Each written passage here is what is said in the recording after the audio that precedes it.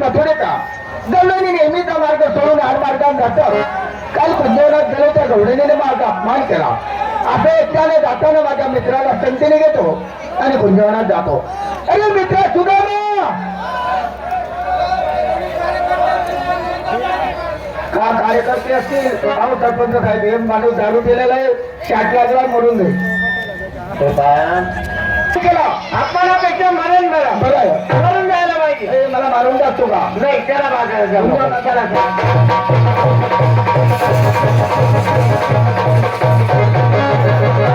याला म्हणा कुंजवन याला म्हणा. अरे हो काय? अरे आगनकडी रे.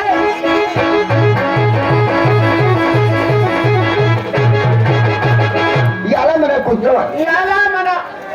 अरे माणसाला काय घे